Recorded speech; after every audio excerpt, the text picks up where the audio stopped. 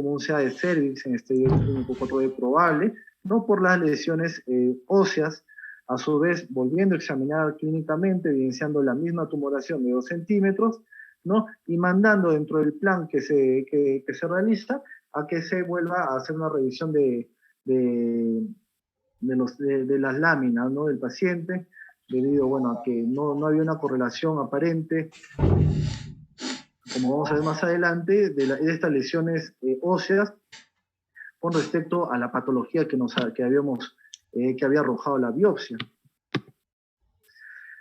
Entonces, de igual manera, luego sale la revisión de los tacos y láminas, que ya pues confirma también un carcinoma in situ de células escamosas con extensión glandular, ¿no? Y bueno, ya con esto, paciente acude nuevamente ya el 16 de marzo por consultorio de cirugía, ya con los resultados tanto de la AP, que ya cumplió un carcinoma in situ en 2 oportunidades, más los resultados de las lesiones óseas, ¿no? Se decide al paciente la programación para una histerectomía total abdominal que se iba a realizar para el 17 de mayo, ¿no? del presente. Posterior a ello, ya después de la programación, tenemos pendiente la gamografía ósea, que la paciente, bueno, decide tomarse la San Juan de Dios, en la cual al estudio no sale negativo para enfermedad osteoblástica metastásica, teniendo en cuenta a su vez la consideración de que este examen es poco sensible para la visualización de lesiones osteolíticas, ¿no? De igual manera, ya la paciente en ese lapso decide acudir de manera particular a un oncólogo, donde para complementar exámenes, le pide una resonancia magnética de pelvis, y como podemos ver acá, se evidencia, o mejor dicho, no se evidencia ninguna masa o ninguna alteración con morfología conservada tanto de útero y cuello uterino, ¿no? Sin embargo, se observan en esta resonancia múltiples lesiones focales, siendo la mayor de 18 por 19 milímetros en región anterosuperior del hueso ilíaco derecho, y de 15 por 31 milímetros en ilíaco izquierdo, ¿no? Todas ellas con restricción de la difusión, ¿no? Y de aspecto metastásico, ¿no? Concluyendo como múltiples lesiones óseas focales pélvicas bilaterales. Entonces, ya para ello, la paciente, como había sido programada para el día 17, se le citó para el 9 de mayo para ya indicar la hospitalización de esta, ¿no? Donde es vista por otro asistente, evidenciando no solamente la tomografía primera, donde se observaban las lesiones líticas en cuerpos vertebrales dorsales, sino también la resonancia magnética, en donde se decide pues que la hospitalización y la cirugía se terminan difiriendo, ¿no? No hospitalizándose la paciente y suspendiéndose la cirugía para realizar más estudios y poder ver cuál era el origen aparente, ¿no? de la metástasis óseas que presentaba la paciente, con una sospecha aparente de mieloma múltiple. Entonces, posterior a ello, bueno, en esa última consulta se decide avanzar con los estudios, se pide resonancia, mejor dicho, una radiografía de pelvis y calota craneana, sin evidenciarse mayores alteraciones en estas dos, ¿no? Y estudios donde, bueno, tenemos una beta-2 microglobulina en 1.5 y algo que llama la atención, ¿no? En estos exámenes, el calcio sérico en 11 y unas proteínas en orina en 8.4. Entonces ya con eso la paciente vuelve a acudir ya para el 13 último, ¿no? Donde de igual manera, bueno, con todos estos exámenes se decide realizar la interconsulta, o se decía plantear, ¿no? La interconsulta de medicina oncológica para poder realizarle un aspirado de médula ósea. Ya con todo esto, y para ahondar un poco más en los temas vistos, bueno, como para ahondar, como tenemos el carcinoma in situ, ¿no? Fue primero definido por C. Johnson Williams en 1886 como la descripción de la forma no invasora del carcinoma de cuello uterino, y a su vez por otro médico definido como la lesión histopatológica irreversible del cuello uterino, en la cual el espesor de la capa epitelial es una o varias zonas, reemplazada por células microscópicamente malignas, pero que no demuestran penetración invasora de la membrana basal del estroma adyacente, ¿no?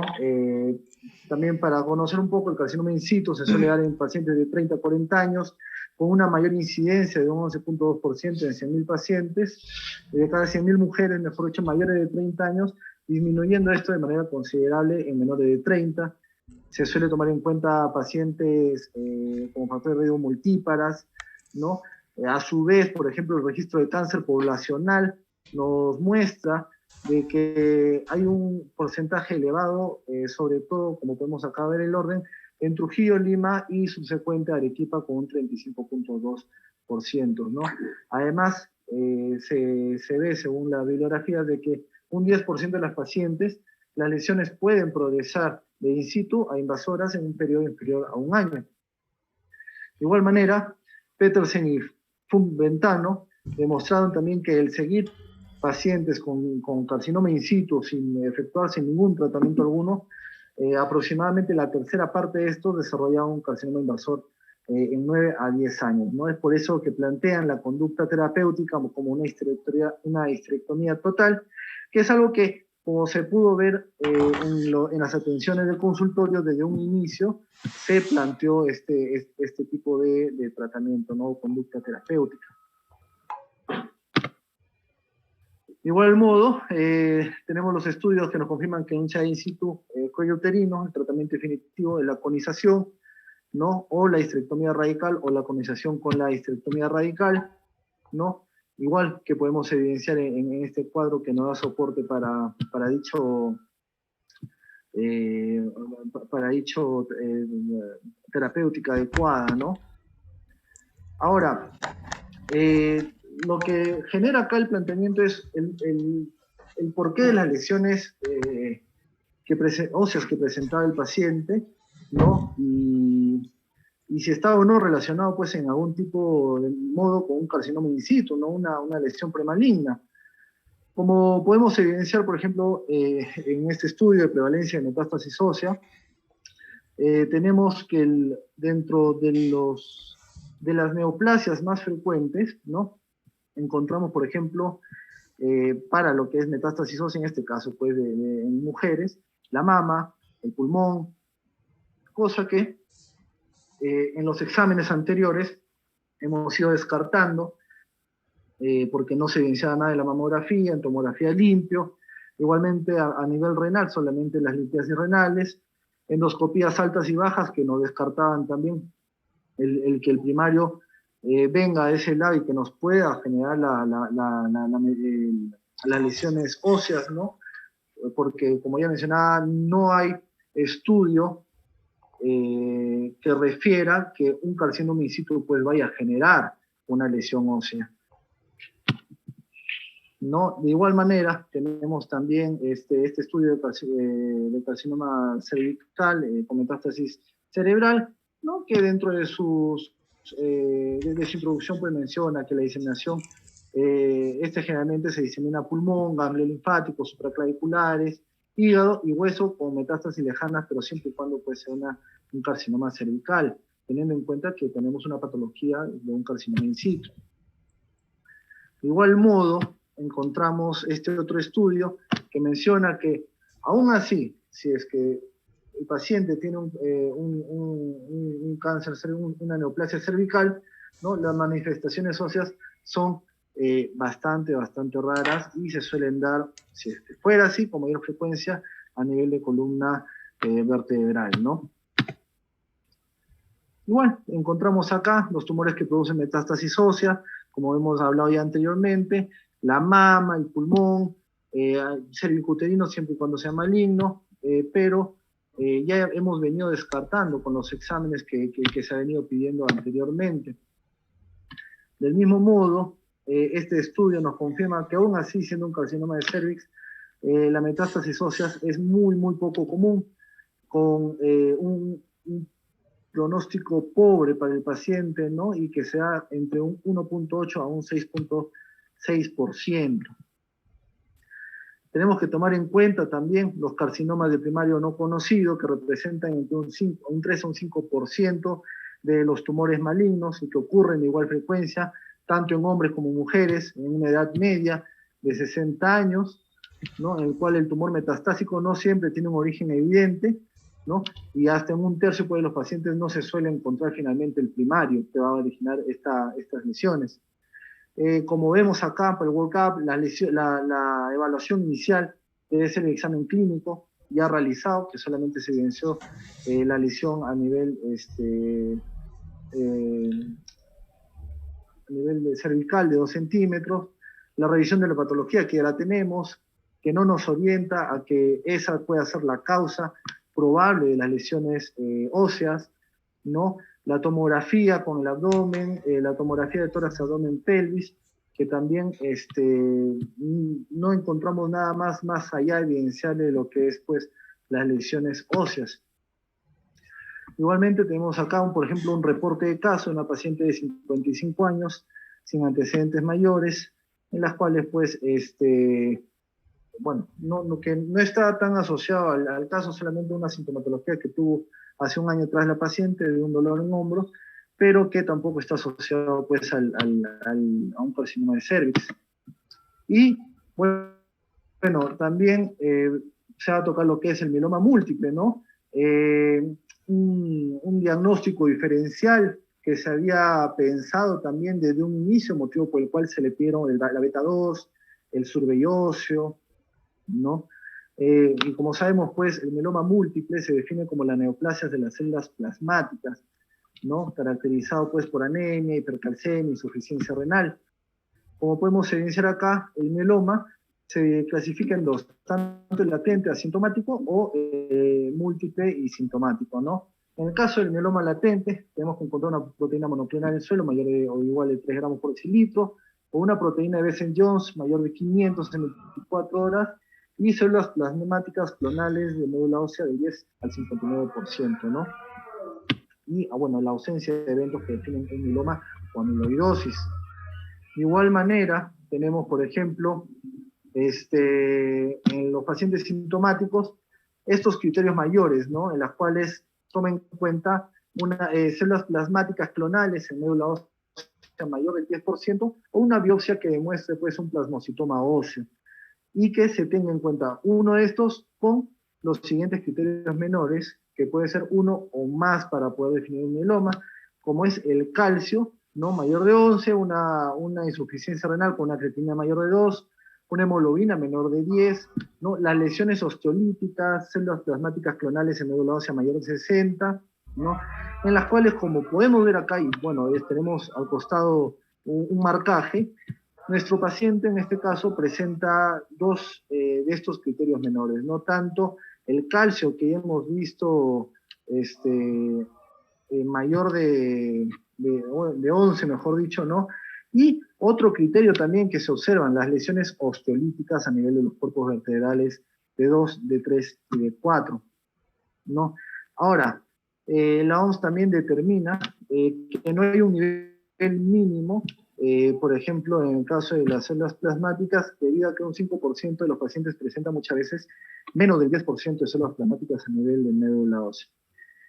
De igual manera, también la OMS menciona que los pacientes que tengan bien anemia crónica, dolor óseo, hipercalcemia, como presenta esta paciente, un daño renal de causa no documentada, lesiones o lesiones osteolíticas, como también encontramos en esta paciente, se tiene que considerar dentro del diagnóstico diferencial de mieloma múltiple sin necesidad de que tengamos pues un criterio mayor y suficiente con tener alguno de estos criterios mencionados.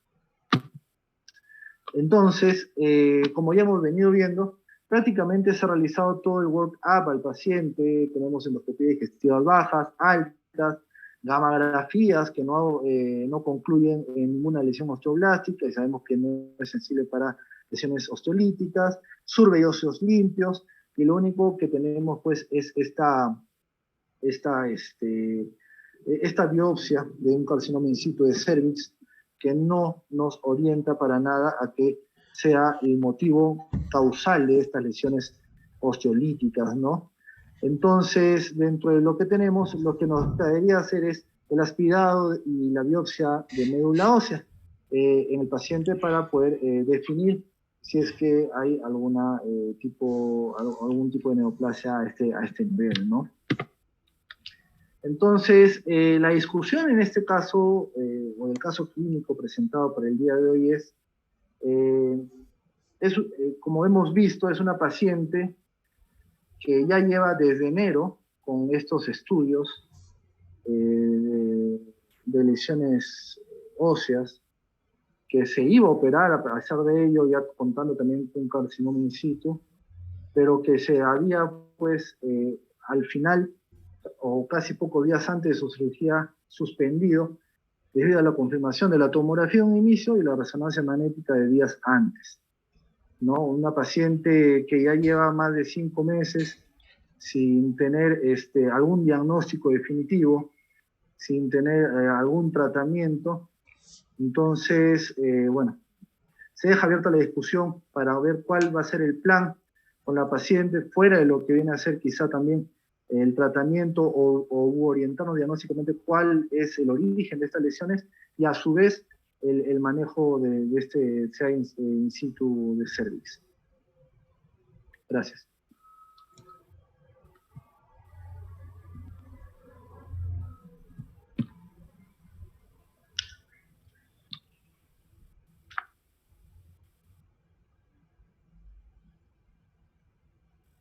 Marco, una consulta.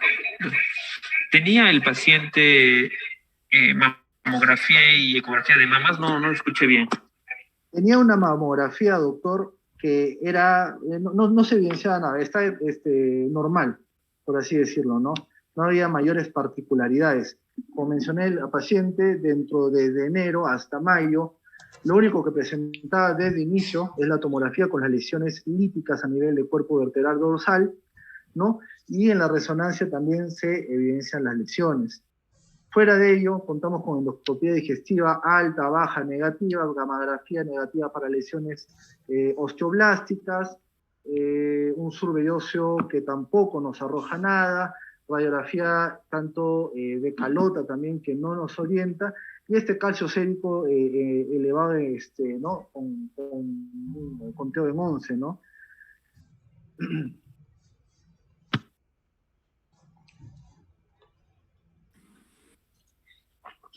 Bueno, Marco, yo creo que de acuerdo a la fisiopatología de las metástasis, para que haya metástasis se tiene que haber traspasar la membrana basal, ¿no es cierto? Entonces yo creo que está descartado que sea un cervix estadio clínico 4, de acuerdo a la clínica y a la biopsia es un carcinoma in situ y el tratamiento será de acuerdo al carcinoma in situ. Debo considerar, por lo tanto, que las metástasis óseas son probablemente un segundo primario, que es al que tenemos que enfocarnos y hacer el diagnóstico, ¿no? Me ha llamado la atención que hay una lesión lítica en hueso ilíaco de más o menos 3 centímetros. Yo quisiera preguntar si esta es accesible.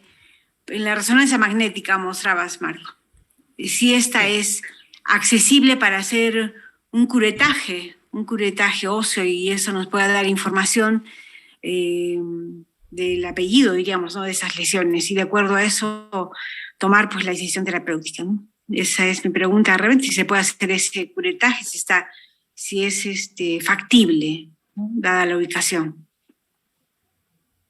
Bueno, desde un principio ya sabía, bueno, no un principio, poco antes de que la suspensión de la cirugía, se planteó también la interconsulta con neurocirugía para ello, ¿no? Para poder tomar una biopsia de estas probables, de estas lesiones, pero bueno, no se ha podido tampoco realizar aparentemente esta interconsulta, ¿no? Estamos en ello, a ver si es que también neurocirugía podría evaluarla, ¿no? Para ver si es que es accesible para ellos poder realizarlo, o radiología intervencionista también.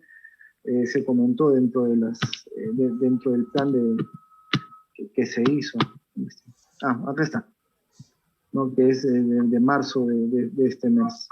Pero no, ya con la programación de la paciente, pues no se hizo dichas interconsultas, porque ya la habían programado para cirugía para mayo.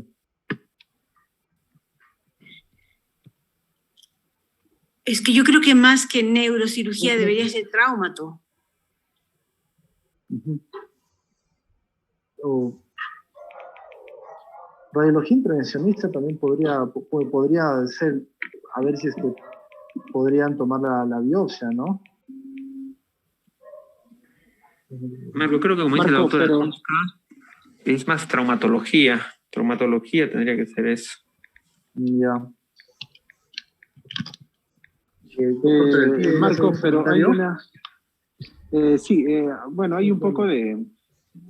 bueno, los reportes, porque le hemos pedido en dos oportunidades radiografías, tanto de pelvis, y en las radiografías no se evidencian estas lesiones osteolíticas. ¿Has hablado con algún radiólogo? Realmente solamente... ¿Has visto las placas tú? ¿Realmente se ven o no se ven?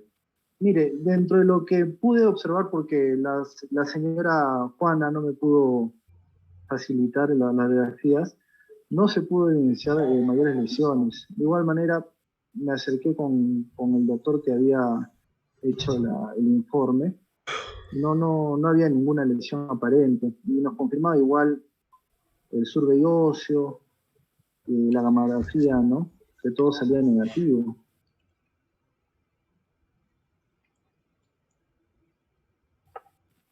Porque para hacer una lesión de 3 centímetros debería verse en la radiografía. Ahora, los traumatólogos en nuestro hospital, siempre que nos mandan para biopsias, ellos nos lo devuelven o lo mandan al IDEN. Pero ellos no hacen biopsias óseas. Al menos que, bueno, no sé, alguien conozca algún doctor que las haga en traumatología. No.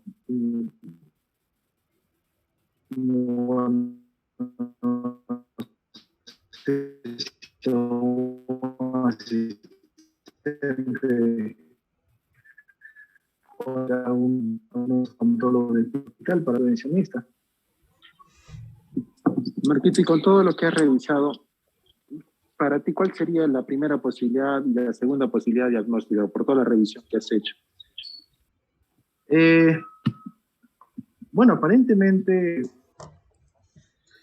podría darse con un mieloma múltiple, ¿no?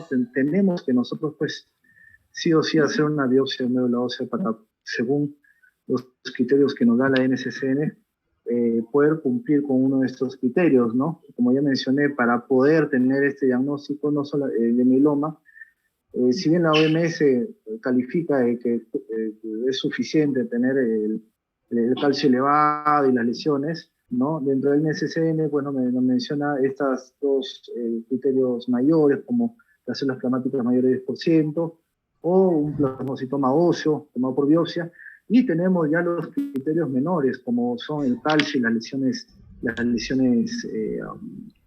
lesiones líticas, ¿no? Podríamos complementar, en este caso, lo que es los estudios, porque ya tenemos casi todo, con el aspirado de biopsia de médula ósea. Ahora, fuera de ello, el manejo en el caso del carcinoma in situ, aún así seguiría haciendo la histerectomía como se había planteado en un inicio y se había programado.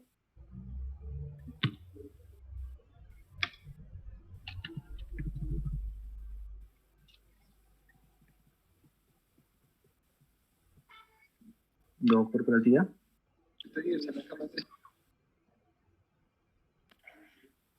Hola, Marco. Me parece que hay que completar los estudios. No sé cuál de los dos está más accesible, hacer el aspirado o la biopsia, ¿no?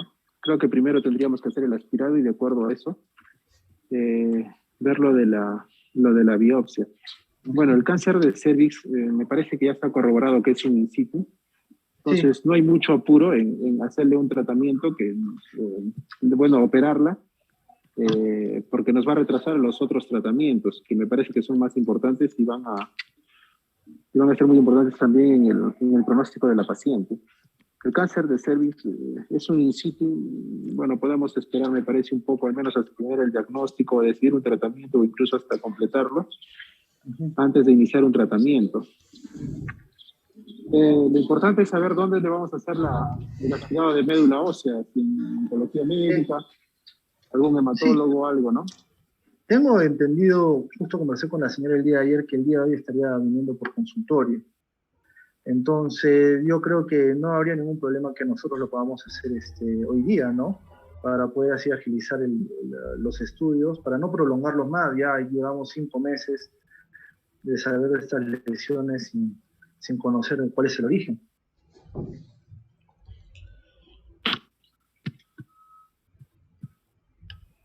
¿Se pagó? Marco, ¿cómo se llama? Yo creo que sí, pues falta algunos estudios, ¿no? En el sentido de que, uno, que la resonancia magnética nos indica las lesiones líticas, pero no es, pues, digamos, como que el estudio de elección, ¿no? Yo creo que podríamos pedirle una tomografía de hueso de la región pélvica para corroborar eso bien, ver si con eso se puede hacer la biopsia. Y también hay diagnósticos, pues, diferenciales, ¿no? De lesiones líticas benignas, ¿no? Por ejemplo, el hiperparatiroidismo, por ejemplo. Quizás hacerle un estudio hormonal si es que se corrobora estas lesiones, ¿no? En la tomografía. Mieloma no parece, o sea, la biopsia de médula me parece que no nos va a ayudar, me parece que va a salir normal. Lo que tendríamos que hacer es que sea la biopsia dirigida en el hueso, en la zona lítica del hueso, ¿no? Para que nos pueda aportar. Pero de todas maneras yo creo que corramos todo a la par, ¿no? O sea, corramos la tomografía, hagamos una ecografía de tiroides, midamos hormonas y el aspirado, pues, si ya se va a hacer, hay que correrlo todo a la par para ver si nos ayuda en el diagnóstico. Pero como te digo, yo creo que sí hay que estudiarlo un poco más antes de decidir un tratamiento, ¿no? Ya, doctor. Entonces se quedaría en, bueno, complementar los estudios, como menciona, toda la par, tanto la tomografía, los exámenes, bueno, la biopsia. Marco, disculpa, me parece que tiene una tomografía de abdomen donde se ve la pelvis y se evidencian las metástasis también óseas. Sí, es la tomografía, la primera tomografía con la cual el paciente acude por urología, ¿no? En esa primera tomografía es donde se evidencia las lesiones. Ahorita Sí, es que no le ponen las imágenes de la tomografía en el caso clínico.